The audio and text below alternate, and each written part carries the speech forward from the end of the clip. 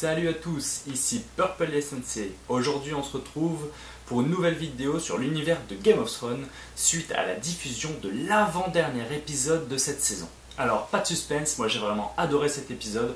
Je trouve qu'il y avait vraiment beaucoup d'action, beaucoup de tension et vraiment des événements majeurs. Et j'ai vraiment adoré, j'ai pris énormément de plaisir en regardant cet épisode. Alors évidemment, il y a toujours quelques incohérences, notamment spatio-temporelles, avec les téléportations des personnages. Mais je pense que pour apprécier cette série maintenant, il faut mettre de côté ces aspects. C'est vraiment une contrainte qu'ont les metteurs en scène. Et je pense que, vu le peu d'épisodes qu'il nous reste avant la fin totale de cette série, ils n'ont pas le choix que de faire certaines ellipses et certains raccourcis scénaristiques. Cette semaine, je vais faire comme dans les deux vidéos précédentes.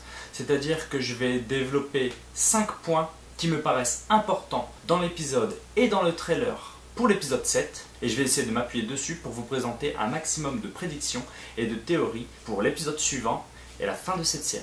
Avant d'aborder ces 5 points, c'est cadeau, je vous laisse le trailer du prochain épisode.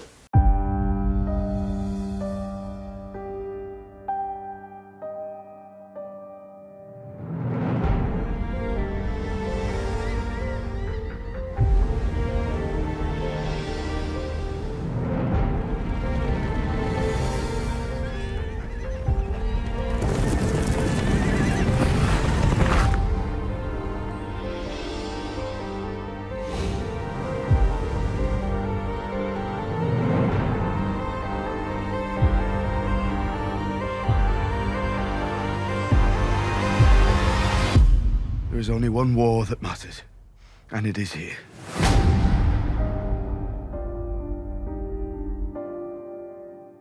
Maintenant qu'on a tous vu et l'épisode et le trailer pour l'épisode 7, c'est parti pour le premier point. On s'en doutait déjà et ce trailer nous le confirme. Dans l'épisode suivant, on va bien avoir la réunion, le grand meeting à Dragon Pit, l'ancien lieu qui servait d'équivalent à une écurie pour les dragons lorsque les Targaryens régnaient encore sur Westeros et notamment sur Port-Réal. Cette réunion à Dragon's Pit où l'alliance de Daenerys et de Jon Snow vont présenter le White Walker à tous les seigneurs de Westeros va être la plus grande réunion des personnages principaux de l'histoire depuis le début de la série. Ça va donner lieu à beaucoup de références, beaucoup de dialogues et aussi beaucoup de retrouvailles. Parmi les retrouvailles intéressantes, je prédis pour l'épisode suivant une retrouvaille par exemple entre Podrick et Tyrion. On sait que Podrick avait déjà beaucoup d'affection pour Tyrion à l'époque. Podrick est maintenant l'écuyer de Brienne et j'ai hâte de voir sa réaction lorsqu'il va être de nouveau confronté à Tyrion Lannister.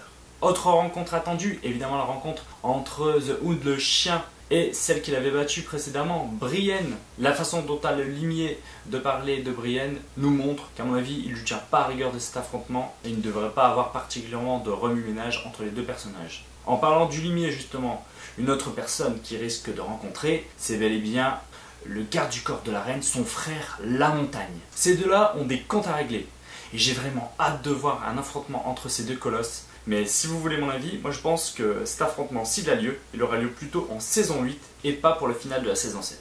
Retrouvailles aussi tendues entre les frères et sœurs Lannister avec Cersei et Tyrion.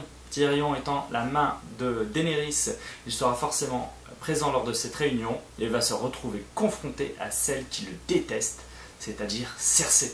Étant donné que toute l'armée de Daenerys, avec les Dothraki et les Immaculés, sera présent devant King's Landing, prêt à brûler la cité jusqu'aux fondations, je pense pas qu'il y aura d'entourloupe de la part de Cersei lors de cette réunion, mais les piques et les phrases assassines ne risquent pas de manquer. Toujours chez les Lannister, rencontre à nouveau entre Jaime et Brienne. Je suis quasiment persuadé que ces deux-là vont finir ensemble avant la fin de la série. J'espère vraiment que Brienne arrivera à convaincre Jaime de rejoindre l'alliance fondée par Jon et Daenerys pour les aider à venir combattre les White Walkers.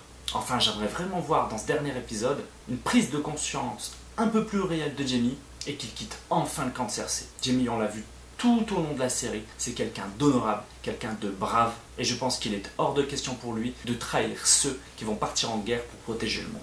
J'ai hâte également de voir l'arrivée de Daenerys. Lors de cette bande-annonce, on voit tous les personnages arriver à Dragon's Pit, à l'exception de Daenerys. Évidemment, elle ne va pas arriver à pied comme tout le monde, elle va faire son arrivée triomphale à dos de dragon, ça j'en suis persuadé. Elle va faire étalage de sa puissance encore une fois, et c'est certainement cette fois-ci que la vision de Bran va se réaliser avec Daenerys survolant Port-Réal à dos de dragon. Elle risque notamment d'atterrir en plein milieu de l'arène, histoire de montrer à tout le monde que personne n'a intérêt à déconner et qu'elle n'est pas là pour rigoler. On le voit bien quand on énumère tous ces personnages, beaucoup de choses vont se passer pendant ou autour de cette réunion, beaucoup de destins vont se croiser à nouveau, et je pense que ça risque de prendre au moins un tiers de l'épisode final. Alors, deuxième point intéressant selon moi, lors de ce meeting, un White Walker va être ramené et montré aux yeux de tous. Ainsi, tous les grands seigneurs auront la preuve visuelle qu'ils existent, et je pense qu'il sera fait démonstration de leur force et surtout de leur capacité à résister à la mort. Il va être intéressant ici de voir la réaction de tous ceux qui n'en ont jamais vu face au fait que même si on le transperce d'une épée, celui-ci se relève et continue le combat. Et il a fort à parier que parmi les choses évoquées, les protagonistes viennent à parler des points faibles des White Walkers. On les connaît très bien maintenant, il s'agit du ver dragon, de l'acier valérien et du feu. Mais on en a découvert un nouveau et on a confirmation maintenant que si on tue le marcheur blanc qui a ramené les autres à la vie, tous ceux qui ont été engendrés par ce dernier sont morts.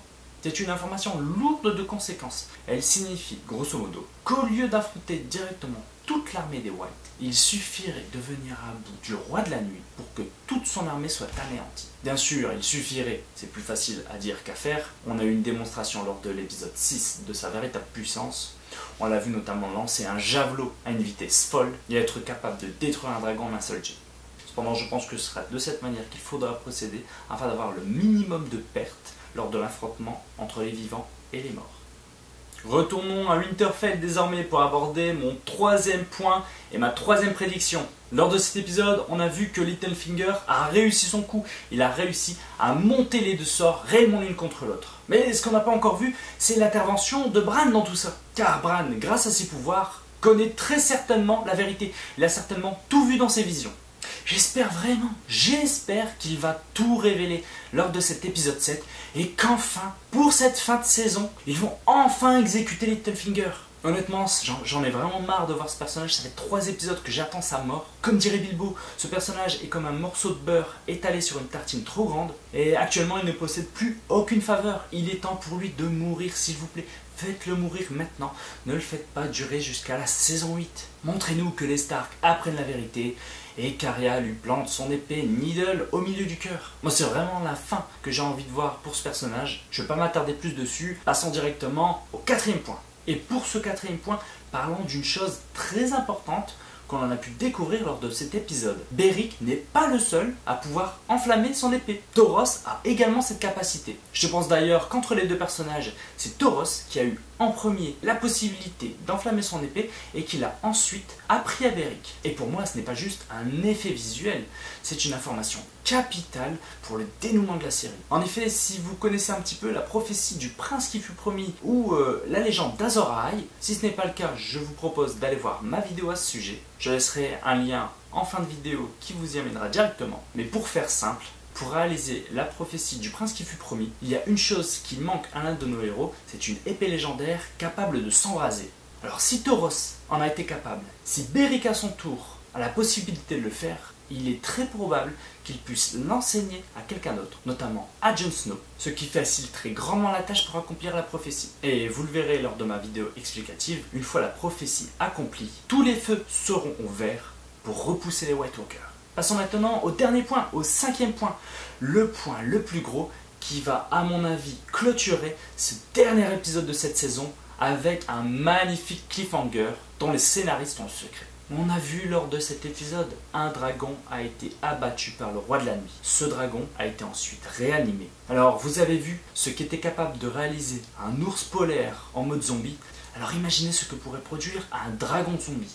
L'épisode 7 risque d'être très riche en révélations et en dialogue, mais je pense qu'il sera très pauvre en action et qu'il ne nous montrera pas de bataille. Avec tout ce qu'il reste à faire dans cet épisode, j'espère vraiment qu'ils auront le temps, notamment de dévoiler la vérité sur les origines de Jon par l'intermédiaire de Bran, mais surtout, une chose que j'aimerais voir, et je pense que ça sera le cas en toute fin d'épisode, c'est la chute, la destruction du mur, le dernier rempart pour protéger Westeros des marcheurs blancs. Le mur a depuis des millénaires protégé le continent de l'arrivée des White, mais maintenant, ces derniers ont une nouvelle carte dans leurs mains, et pas des moindres. Là, on vient de leur distribuer la Perdas. Ils ont récupéré l'un des 3 dragons de Daenerys. Et on l'a bien vu, les dragons crachent le feu fait fondre la glace, Et il est possible, je dis bien possible, que ce dragon soit l'arme que vont utiliser les Whites afin de détruire le mur. J'espère qu'ils vont pas juste faire arriver les Whites devant le mur, éteindre l'écran et nous laisser en suspens jusqu'à la saison 8. Si le mur doit être détruit, moi je veux le voir maintenant. On sait que le mur est protégé par la magie, on sait que les dragons sont magiques, donc pour moi, ça colle. Le dragon qui a été capturé serait dans la possibilité de détruire le mur. Ça y est, c'est terminé, on a vu ensemble les 5 points les plus importants selon moi de cet épisode et du trailer, et on a vu ensemble les prédictions et les théories pour la suite de cette série. Avant de vous quitter, je vous laisse avec un gros cliffhanger. Je vais vous mettre un petit ralenti, soyez attentifs et essayez de découvrir ce qu'il y a de caché dans cette vidéo. On va passer cette vidéo plusieurs fois s'il le faut, essayez de découvrir ce détail peut-être très important, en tout cas très troublant, et on se retrouve dans les commentaires pour en discuter. Je vous donne rendez-vous à la semaine prochaine pour une prochaine vidéo. Ciao!